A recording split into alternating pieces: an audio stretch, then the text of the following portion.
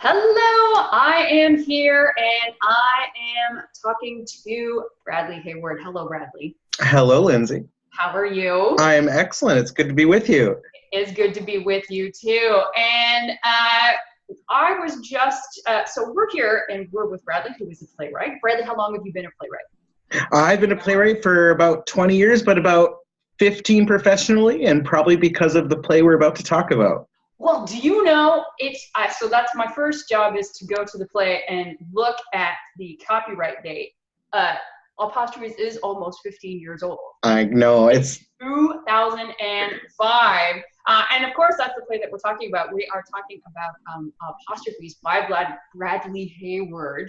And Bradley, did you have a chance to go back and look over the playground? Because I did, and I'm like, I love this play so much. I haven't looked at it for quite a few years, and I wanted to freshen up for today, and it had been a long time, but I forgot how like goofy it is and silly it is, and it is a lot of fun. It's one of my favorite plays to see performed, and because it's always different every time.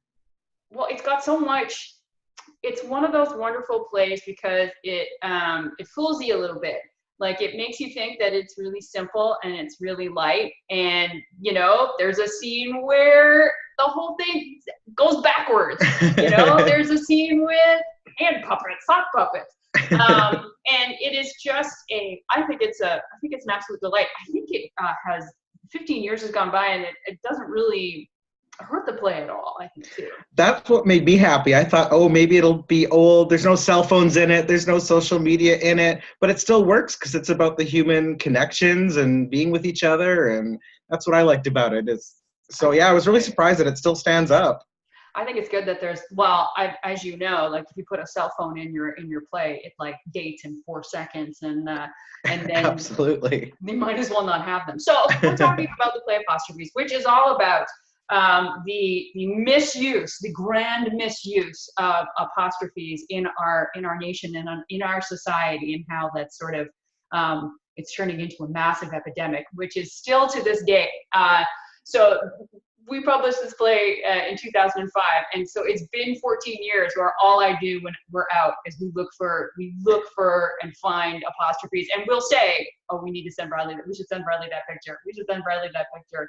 I love it. I've received so many photos from you guys with wrong apostrophes. So So let's go back to the very beginning. So what made you want to write this play? Actually, let's go back even further. What did you want to be a playwright? Because this is not the first play you sent to us. You sent us a play, I believe it was about grandmas and tomatoes, which is a big thing to say to anybody out there. If you sign your play somewhere and it doesn't get accepted, that doesn't mean that you are rejected, right? It means that you can, go get out there and try again. So let's talk about apostrophes. Where did this come from? Well, it was actually kind of funny because I sent you the grandma play and you didn't take it, which was fine, but you gave me such wonderful feedback of what you're actually looking for in a play.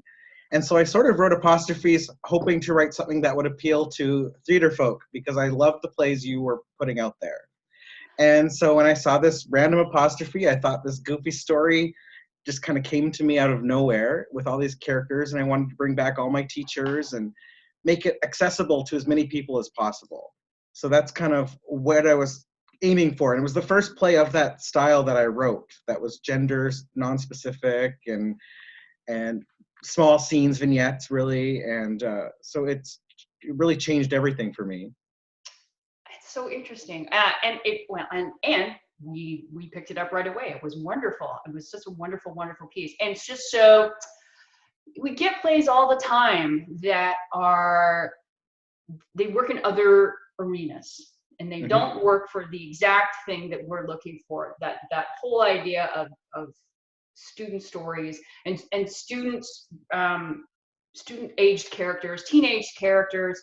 And having some kind of theatricality to it, that a class could take it and learn a whole bunch of things, which is what I think that's what we're striving for, and it means that our catalog is a lot smaller than a lot of the other ones, because we're being very, very specific. So I really appreciate what you're doing as a playwright, and having those kinds of materials, and particularly now, you were ahead of the curve when it came to this idea of having an any gendered play. And we're moving away from either gender to any gender, which I I think love that that. this play really works for that.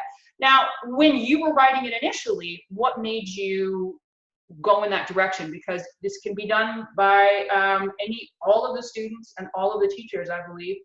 As I'm looking at this, yes, it can be played by whomever you choose. What was your Absolutely. thinking behind that? Well, I came from a school where we had a limited number of people, but we wanted to include everyone.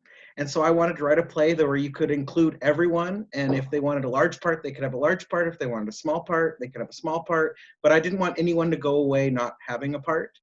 And so it makes it a lot easier for, because there was a time where there weren't a lot of boys in drama and theater, but that's changing a lot now, actually. So that's great.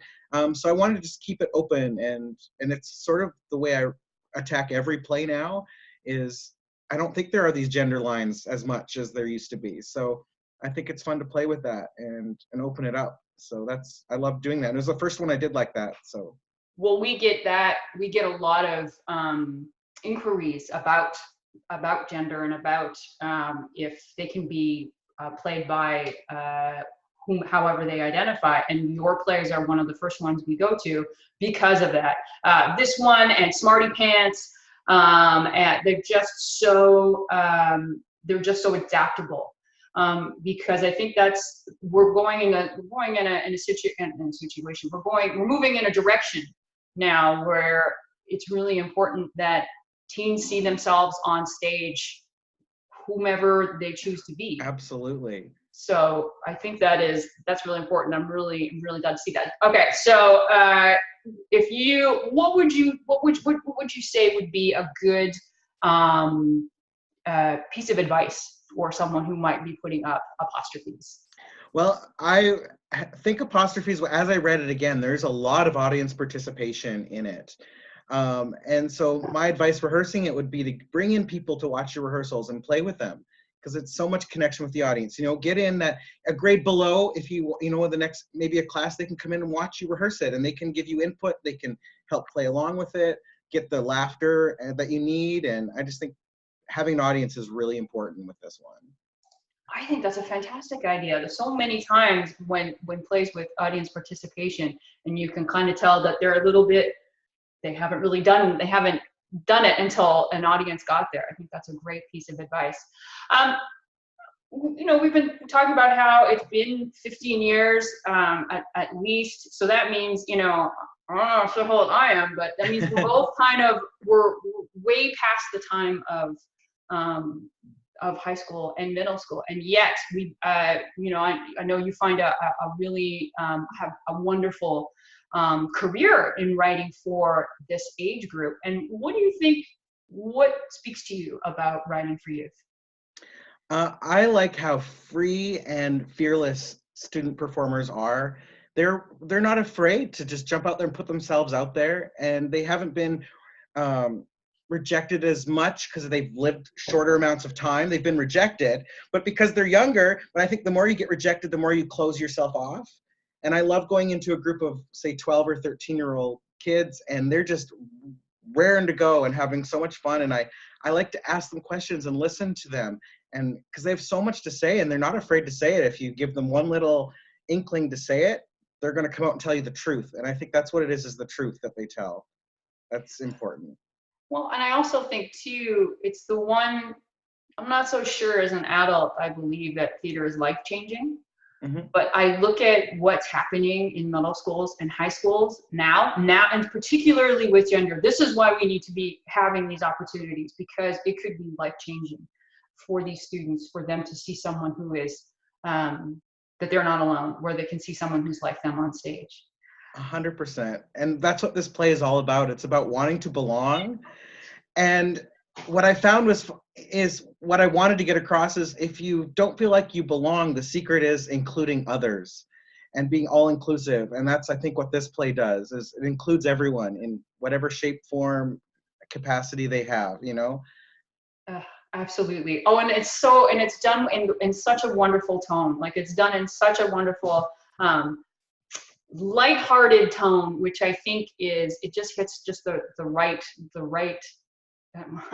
it's the tone that hits the right tone, because I write for a living and I know all the words, you know.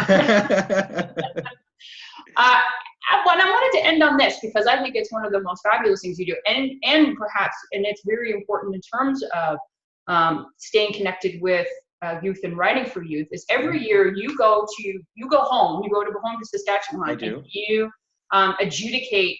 Is it their? Do you adjudicate their provincial festival? I have done their provincial festivals. It's the Saskatchewan Drama Association, and they do 12 different regions with plays, and each region sends one to provincials. So I either go to regional festivals or to the provincials, and I get to meet so many hundreds of kids, and it's being with them in the workshops that I stay in touch with what people are going through now and how things have changed.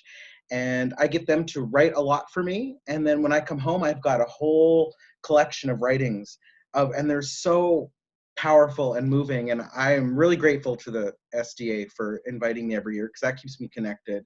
But yeah, I'm so grateful to be able to go back all the time and do that.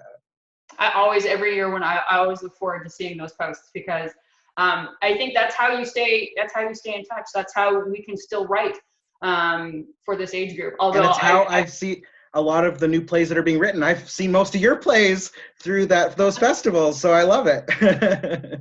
Well, and also I think it's so, I just don't think that being what it feels like to be 12 years old, I think I felt the one way, you felt the one way, and there's a 12-year-old who feels exactly the same way right now. You know, we can take away we can add in all the technology we want, and everybody wants to be. I still go back and I see me in that guy and me in that girl, and I just suddenly become 12 years old again, and it's never less exciting. Every year is just as much fun, and every play, no matter how well it's done or not, it's just exciting because they're having an experience that's changing their lives. Absolutely, absolutely. So the play is Apostrophe, yes, of course. And you can find it at theatrefolk.com. You can read sample pages. You can go and look for yourself about this wonderful, lighthearted, wonderful theatrical experience. There's lots of really interesting technical things that you don't need a lot of special effects technical things not at all. for. It's all about character, and it's all about